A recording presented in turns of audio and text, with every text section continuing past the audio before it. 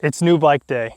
Again, because we already unboxed it, but we haven't ridden it yet. So we're out here at Lithia, Florida, at Alafaya River State Park, which is the place that first came to mind when I wanted to do a ride on this because it has a little bit of everything. It's a great place, it's well maintained, and we're gonna get out there and ride. But first, let's talk about this just a little bit. It has 160mm front fork, Marzocchi Z1 coil shock with a medium spring in it. We got a rear air shock from Marzocchi, which is a 147mm, 29-inch wheels, which the real test today is going to be figuring out how these 29ers are because I've never ridden 29er before. I hope that here in Florida it gives me a little bit more speed, gets me to able to push through these trails a little bit more because that's the tough part of Florida is maintaining your speed and having to pedal a lot. Oh, and let's talk about the upgrades. In case you guys didn't see the video, I threw on some Crank Brother pedals here, threw on custom-made clear mud guard, threw on my old G5 handlebars from my Canyon because they were already cut. Probably eventually threw some P&W bars on here. However, these were already cut to my size, right about 740mm bars. And we threw on a Spank Spoon stem here. So this shortened it up to 30mm. I like it nice and tight. The thing is I have like long legs, but a shorter torso. So I like the reach to be in a little bit tighter. We threw a Pro Bike Tool water bottle holder on here. It's actually a really nice water bottle holder. It was one of like the highest recommended ones on Amazon. I got all these on Amazon, so I'll link them down below for you guys if you're interested in picking up the same thing. Oh, I also threw on a Cogster bash guard down there. It was aluminum bash guard, but I wanted one that was red to tie in with the little red knob here on the Marzocchi shock. And with that being said, I switched the stickers on the front. So the decals on the front, I got these from Slick Graphics, switched them to the red ones because I didn't like the purple. It really wasn't going with my theme. I wanted a black, red, and silver theme going on here. So it ties everything in really, really nicely. Oh, and I also slapped some frame protection on here. This is the Wilder frame protection, also on Amazon. It's okay. It's not the greatest, but it's custom. You can do it however you want, but it also comes with sheets that you can throw on there. So, and I also painted the cap on here for the adjustment for the stiffening, dampening adjustment there. Painted that silver because the gold wasn't working. So had to happen. That's enough talking about it. Let's be about it. Let's go on the trails. See you out there. All right, what do you guys say? We go straight into a double black Moonscape, 0.8 miles. Why not? Let's warm up on that. DW Link, let's see. I'm in rough gear too. Oh wow, nice. Oh yeah. This is what you need at Florida trails, besides an e-bike.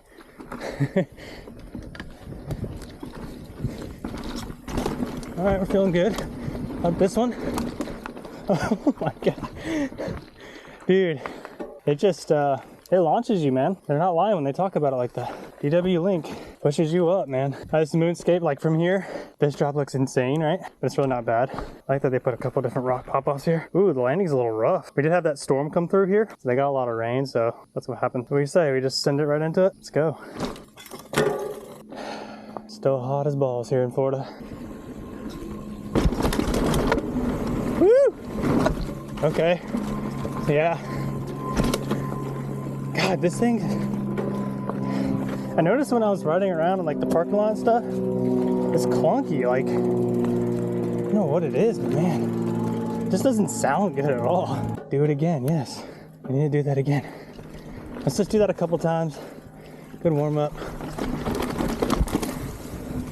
Get a feel for this bike. Woo! Bigger tires. Come on. Oh. Yeah, wrong gear that time.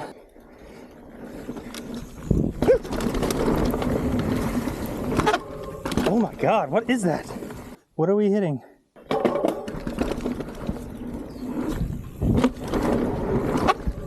Oh man, what are we hitting, dude? What is this bike doing? I don't think it's the front. I feel like it's the back.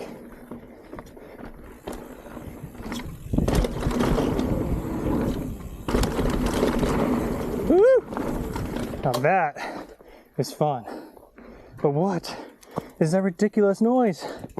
It's like bottoming out. Is it hitting the damn seat? Oh, it is hitting the seat. Look at that. Holy shit.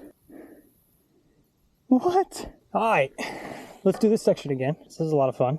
So I firmed up the rear shock, hoping that this would help solve the situation. Now here it did. However, later I find out that did not fix the issue. But we do find a solution.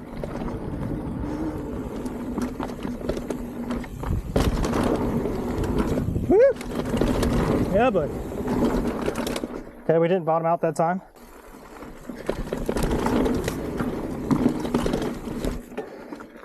All right, so that section was fun.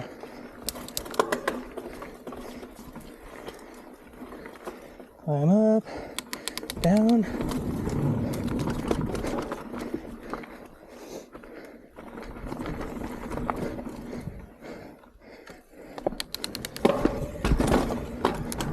Oh, God. Not enough speed for that, but pulled it off. Woo! Fun stuff. Dude. Oh, shit. I wasn't ready for that. Whew. Brakes work. Guys, I'm so ridiculously tired.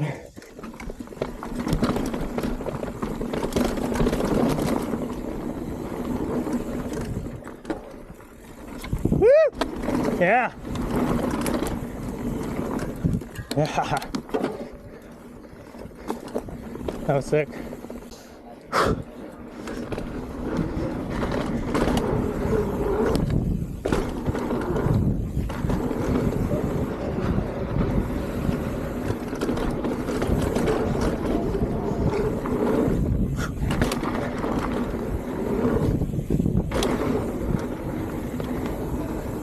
Yeah.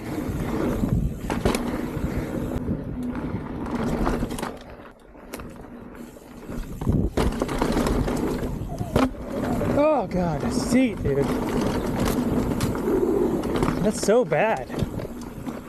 That is so bad. A quick note, I went ahead and just raised this up a little bit. Hopefully give us a little more clearance there. I noticed when I was actually sitting up pedaling, I probably could use a little bit more space. So let's see if that helped.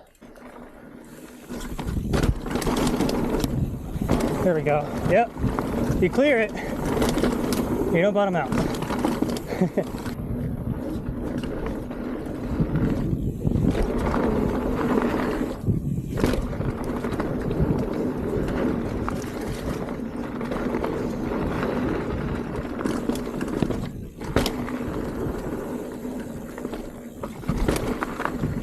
All right, tip number one, just buy an e-bike. If you live in Florida, invest in it.